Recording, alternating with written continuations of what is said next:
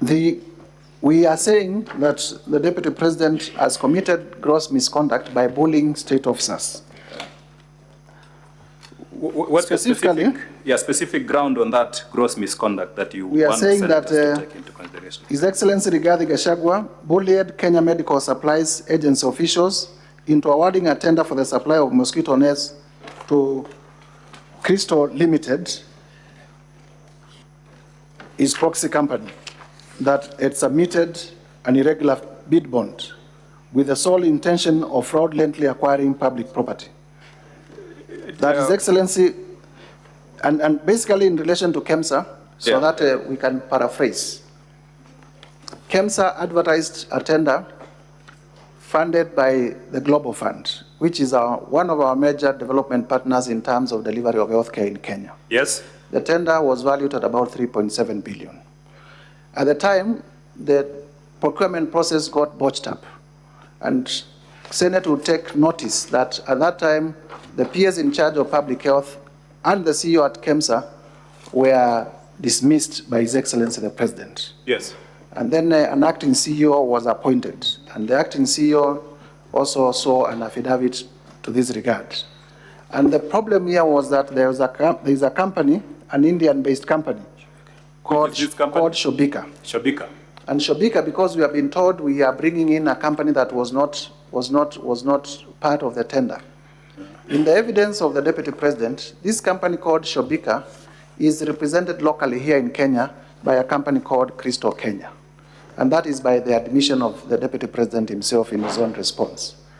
And Crystal Kenya is the company that we have demonstrated all the way from Nyeri to Malindi to Kilifi. That is the major special purpose vehicle that the Deputy President has been using to acquire property and to launder money. So this company has an agency agreement with Shobika to represent them locally. And what happens, the evidence that we have placed on record is that when Dr. Andrew Mulwa is appointed the new CEO of KEMSA, at that time, investigations are going on into the irregular procurement of the 3.7 billion mosquito nets. And then one of the issues of interest in that tender is how Shobika submitted their bid bond, because the main complaint was that they submitted their bid bond outside the tendering period. So when investigations are going on, the Deputy President, who admitted live on television, called Dr. Andrew Mulwa, the acting CEO of KEMSA, and told him, I have sent my people, please give them that bid bond. And he said he did it because the people were wondering.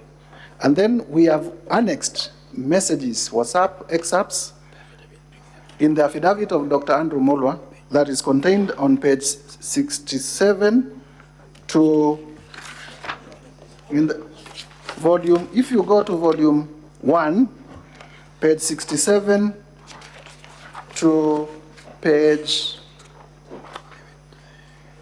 all the way to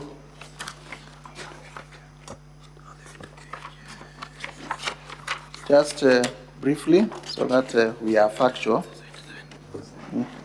All the way to page 77, we have annexed the affidavit of, the witness affidavit of Dr. Andrew Mulwa. Okay. And on it, we have also exhibited SMS messages. Honorable Mutuse. Yes. I think we've seen the affidavit. You've said it's at page 67, eh? Yes, page 67 of volume 1. Yeah, and you've said the Deputy President interfered with this, attempted to interfere with this tender process, eh? It is evidence. Where is that evidence so that we can conclude our testimony? It is evidence on oath of Dr. Andrew Mulwa. Is that the one at page 70? If I read, and Dr. Mulwa is available for purposes of this, he says, on or around 11th July 2023, His Excellency Rigathi Gachagua called me from his mobile phone number, and he has given the number there, on my mobile number, and the number is there. This is on page 68. On my page 68, volume 1. Page 68, volume 1, paragraph 4. On my mobile number, and pressured me to surrender to his proxy the original bid bond submitted by Shobika Impex Limited for the above tender. He told me that he would send a proxy to collect the original bid bond. He goes ahead to state, Dr. Ikino Rigathi, His Excellency Rigathi Gachagua's son, called and sent a WhatsApp message from mobile number indicated, claiming to be acting for and on behalf of His Excellency Rigathi Gachagua's. He asked for. Honorable Mutuse, where is that WhatsApp message exhibited so that we can end up? Go to page 70. Page 70. Go to page 70. Page 70 of your volume. You will see WhatsApp messages that are exhibited. Okay. From the phone of Dr. Ikino Rigathi. Who is Ikino Rigathi? Is a son to Rigathi Gachagua, and the message says as follows. Hello, Dr. Ikino Rigathi here. Kindly contact me when possible. There is a document for HE. HE is the short form for His Excellency. We are trying to collect. He was not collecting his own document. He was not collecting, so we can stop there. A public document. He was collecting a document for HE. We can stop there, Honorable Mutuse. Now, finally, Honorable Mutuse, have you sworn an affidavit to support these allegations against the Deputy President? Yes, indeed. I saw. Where is this affidavit in your? In volume 1. Yes. Of our bundle of documents, at page 41. Page 41 of 85.